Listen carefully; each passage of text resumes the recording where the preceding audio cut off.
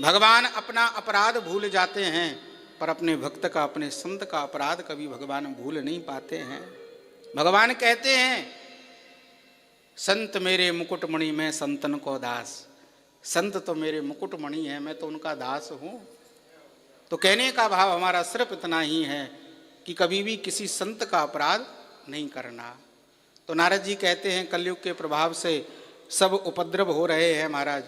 देखा कहीं भी कोई कल्याणकारी साधन नहीं है। घूमता घूमता उदास मन से मैं वृंदावन की भूमि पर पहुंचा, और जैसे ही वृंदावन में पहुंचा तो थोड़ी मेरे मन को प्रसन्नता हुई। क्यों? क्योंकि जैसे ही ब्रज भूमि में प्रवेश किया तो क्या देखता हूँ, कण कण से यहाँ से श्री कृष्ण, श्री राधा नाम की ध्वनि निकल रही है। सारे ब्रज में घूमता हुआ मैं जैसे ही यमुना तट पर पहुंचा तो मैंने देखा एक स्त्री बैठी हुई वहाँ रुदन कर रही है। उसके सामने दो वृद्ध पुरुष लेटे हैं। मैंने उस स्त्री से पूछा, देवी तुम कौन?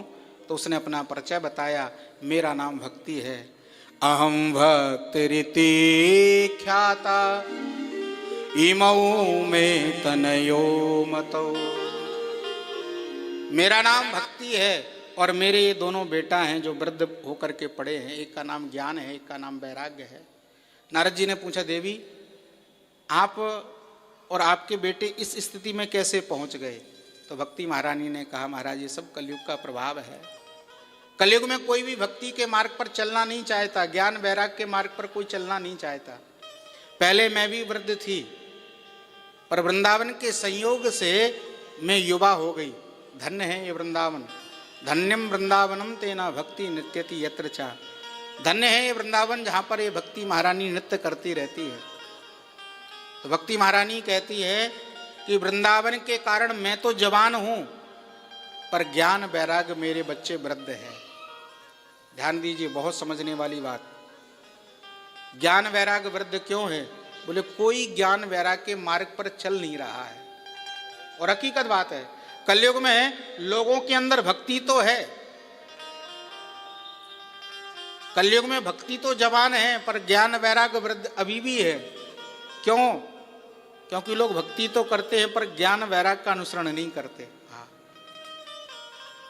भगवान की हम कथा सुन रहे हैं, भगवान का कीर्तन भी करते हैं, पर ज्ञान वैराग्य के मार्ग पर कोई नहीं चलता। हाँ, ज्ञान सबको है, हर वस्तु का ज्ञान है, सब कुछ छोड़ करके जाना है, कुछ भी साथ नहीं रहना है, लेकिन फिर भी खूब संग्रह करते हैं। ज्ञान सबको है, हमको है, आपको है, सबको है, पर ज्ञान के मार्ग पर कौन चलता है? सबको पता है कि संसार यहीं छूट जाएगा, अंत में भगवान का भजन ही काम आएगा, पर फिर भी वैराग्य नहीं होता है।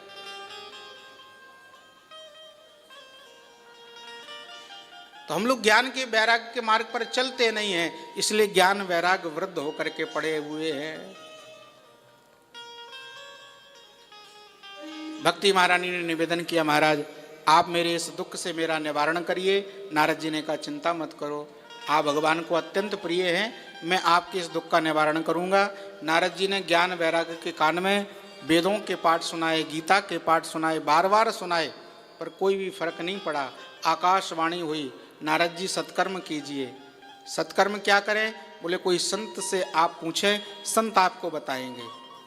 तो नारद जी ढूंढने के लिए निकले कि वो कौन सा सत्कर्म है जिसके करने से ज्ञान वैराग्य की मुक्ति हो जाएगी। सबसे पूछा, कोई नहीं बता पाया।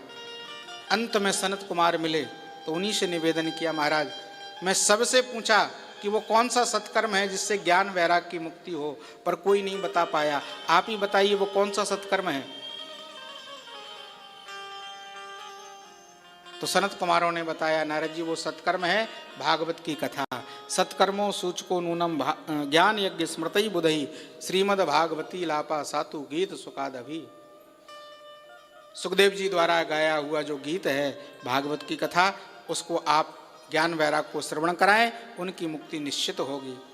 नारद जी ने प्रश्न किया, महाराज भागवत तो मैं भी जानता हूं, इसलिए एक प्रश्न आ रहा है।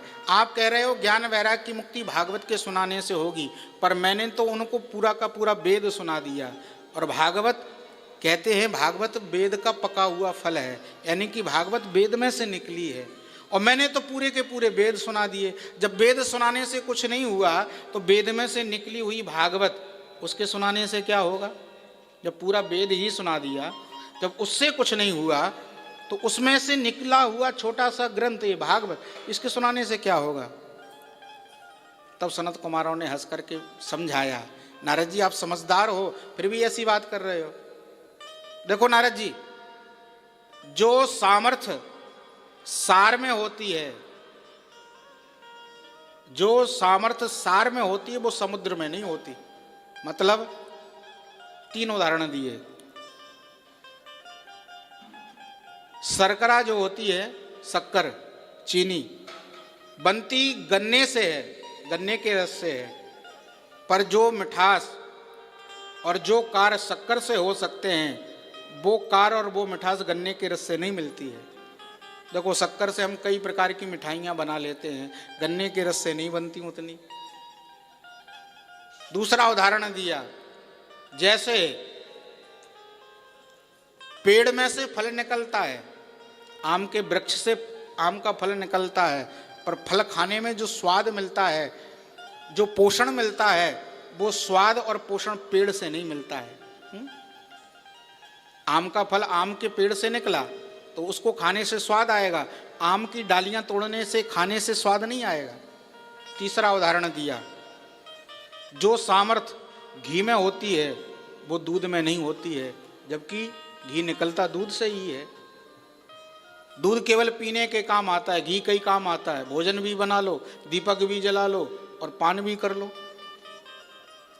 उसी प्रकार से जो सामर्थ्य भागवत में है वो वेदों में भी नहीं है। भले ही भागवत वेदों से निकली है तो क्या हुआ, इसलिए भागवत की कथा कराइए।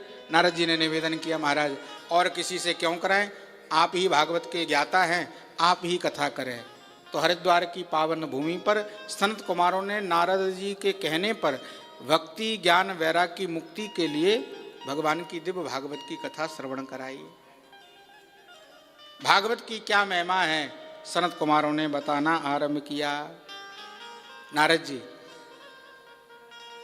एक अक्षर, एक श्लोक, आधा श्लोक भी जो नित्य भागवत का श्रवण करता है, पाठन करता है, बोले निश्चित एक ना एक दिन उसको भगवत प्राप्ति हो ही जाती है। भागवत की कथा क्या है? बोले भागवत की कथा कोई ग्रंथ नहीं है। बोले क्या है? बोले प्रत्यक्ष कृष्ण एव ही। ये भागवत की कथा क्या है? बोले साक्षात भगवान श्री कृष्ण का विग्रह है। हाँ, ये भगवान का विग्रह है। 2 तरह के विग्रह होते हैं। एक होता है अर्चा विग्रह, मंदिर में भगवान की जो मूर्ति है उसको अर्चा विग्रह कहते हैं। वो अर्चन के काम आता है, पूजा करने के काम आता है। तो एक तो भगवान का मंदिर में जो अर्चा विग्रह है वो स्वरूप है, और दूसरा बोले इसको कहते हैं बांगमय स्वरूप। बांगमय का मतलब बोले शब्द रूप। हाँ, तो ये भागवत क्या है? बोले साधारण ग्रंथ नहीं है। बोले क्या है? बोले भगवान का बांगमय स्वरूप है। प्रत्यक्ष कृष्ण एव ही, ये साक्षात भगवान कृष्ण का ही रूप है। इसलिए भगवान की इस भागवत की कथा को श्रवण करना अपने आप में परम सौभाग्य की बात है। इसलिए सुनिए, जब भी मौका लगे तब सुनिए। सदा सेव्या श्रीमद् भागवती कथा, यश श्रवण मात्रेण हरिश्चित्तम समाश्रयेत। भगवान की भागवत की कथा बोले सदा सर्वदा श्रवण करते रहिए।